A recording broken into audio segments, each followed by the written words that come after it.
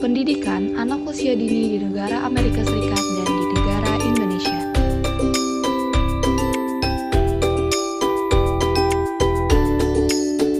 Yang pertama ada A. Kepemimpinan kepala sekolah PAUD di negara Amerika Serikat dan di negara Indonesia. Gaya kepemimpinan pada negara Amerika Serikat yaitu ada gaya kepemimpinan transformasional di mana kepemimpinan ini berupaya mengubah atau mentransformasikan suatu organisasi dengan menilai motif pengikut, memuaskan kebutuhan mereka dan memperlakukan mereka sebagai manusia seutuhnya. Sebagai kepala sekolah atau direktur, gaya kepemimpinan ini dimiliki dan mempengaruhi banyak kelompok pemangku kepentingan, termasuk anak-anak, orang tua, guru, staf administrasi, dan masyarakat. Pemimpin transformasional memungkinkan orang lain untuk menyela dan memungkinkan pemberdayaan berbagai kelompok pemangku kepentingan dengan fokus pada proses mencapai hasil positif. Selanjutnya, gaya kepemimpinan pada negara Indonesia, yaitu ada gaya kepemimpinan demokratis. Ini adalah suatu kemampuan dalam mempengaruhi orang lain agar dapat bersedia untuk bekerja sama dalam mencapai tujuan yang sudah ditetapkan dengan berbagai cara atau kegiatan yang dapat dilakukan di mana ditentukan bersama antara bawahan dan pimpinan. Ciri-ciri gaya kepemimpinan demokratis ini yaitu memiliki wewenang pemimpin yang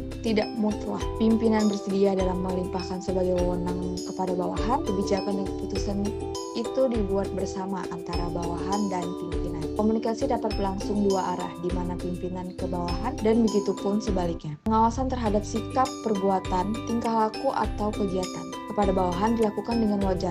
Prakarsa bisa datang dari bawahan atau pimpinan. Bawahan memiliki banyak kesempatan dalam menyampaikan saran atau pendapat dan tugas-tugas yang diberikan kepada bawahan bersifat permintaan dengan menyampingkan sifat instruksi, dan pimpinan akan memperhatikan dalam bertindak dan bersikap untuk memunculkan saling percaya dan saling menghormati.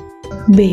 Manajemen keuangan PAUD di Amerika Serikat dan Indonesia. Di Amerika Serikat, manajemen keuangan PAUD itu prospeknya pada saat ini untuk proses alokasi dana tahun fiskal 2020 untuk program pembelajaran dan perawatan dini federal masih belum pasti. Pada bulan Juni, DPR mengesahkan sebagai rancangan undang-undang pengeluaran pemerintah yang mencakup peningkatan dana yang signifikan untuk beberapa program penting pendidikan anak usia dini. Secara khusus, RUU DPR menetapkan tingkat pengeluaran sebagai berikut. Pertama, 11,6 miliar untuk Head Start meningkat jadi 1,5 miliar dari FY 2019.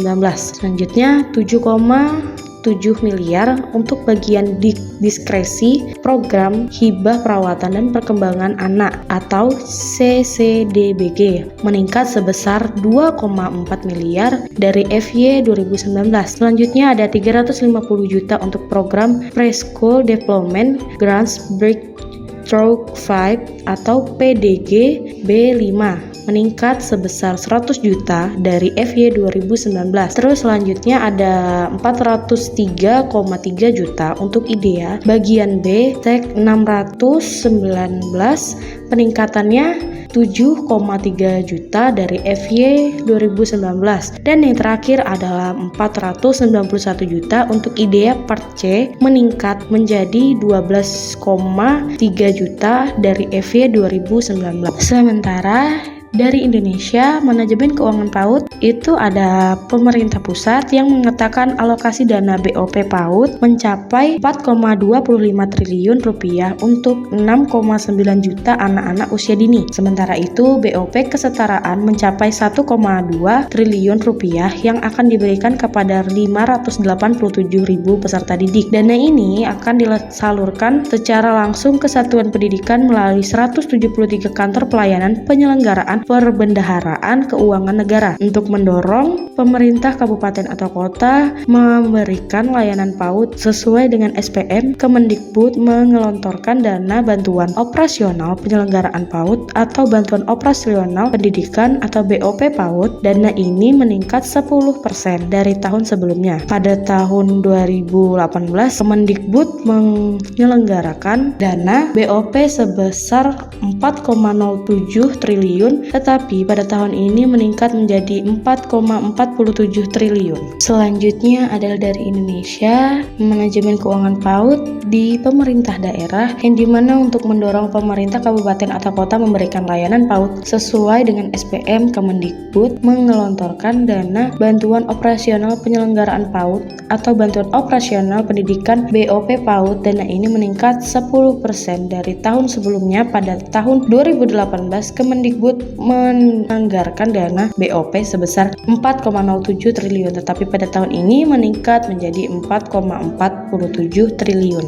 C. Rekrutmen sumber daya manusia PAUD di Amerika Serikat dan Indonesia. Rekrutmen di Amerika yaitu untuk perekrutan di Amerika Serikat harus memenuhi syarat calon guru untuk memiliki gelar sarjana. Gelar tersebut berupa dalam gelar bidang pendidikan seperti Bachelor of Education. Calon guru harus menyelesaikan program persiapan mengajar yang diakui oleh negara bagian atau lembaga akreditasi yang relevan. Calon guru perlu memperoleh lisensi mengajar. Persyaratan lisensi dapat bervariasi antara negara bagian, tapi umumnya melibatkan tes pengetahuan dan keterampilan mengajar, serta pemeriksaan latar belakang, penilaian klinis yang melibatkan pengamatan langsung terhadap kemampuan mengajar calon guru. Sedangkan di negara Indonesia, rekrutmen sumber daya manusia PAUD-nya berdasarkan Peraturan Menteri Pendidikan dan Kebudayaan Republik Indonesia Nomor 137 Tahun 2014 Bab 7 tentang Standar Pendidikan dan Tenaga Kependidikan, yaitu memiliki ijazah diploma 4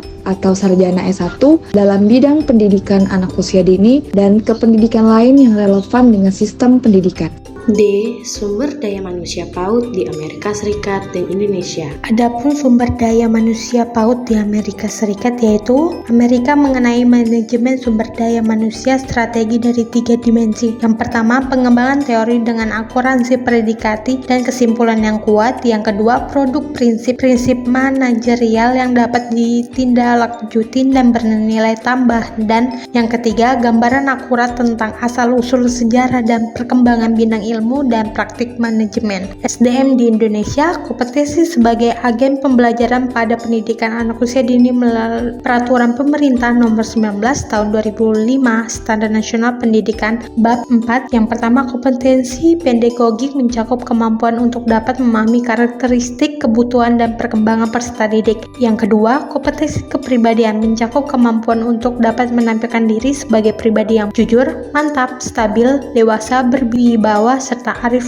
dan bijaksana. Yang ketiga, kompetensi sosial mencakup kemampuan untuk dapat bersikap terbuka, objektif, dan tidak diskriminatif. Yang keempat, kompetensi profesional mencakup kemampuan untuk dapat menguasai substansi aspek perkembangan anak. Yang terakhir, strategi pembelajaran PAUD di negara Amerika Serikat dan di negara Indonesia. Pada negara Amerika Serikat, menggunakan strategi pendekatan Vygotsky dengan gaya belajar peserta didik dan gaya mengajar guru, style of learning and teaching, dengan menggunakan model yang sudah ada atau membuat yang baru, aspek yang berbeda. Namun saling berkaitan, yaitu perorangan di dalam strategi tersebut, yaitu dengan model umpan balik, pertanyaan, pengajaran, dan penataan kognitif. Strategi pembelajaran di Indonesia yakni strategi pembelajaran BCM, yaitu bermain, cerita, dan menyanyi, yang mana merupakan suatu strategi belajar yang menyenangkan, yang sering juga disebut dengan pendekatan happy learning. Strategi bermain, cerita, dan menyanyi juga merupakan suatu strategi pembelajaran yang dilakukan dengan cara bermain yang dipadukan dengan cerita dan menyanyi melalui aplikasi ilmu pengetahuan dan teknik. Selain itu, strategi ini merupakan pola yang digunakan guru dalam melaksanakan kegiatan pembelajaran yang disesuaikan dengan kebutuhan anak dan bersifat menyenangkan.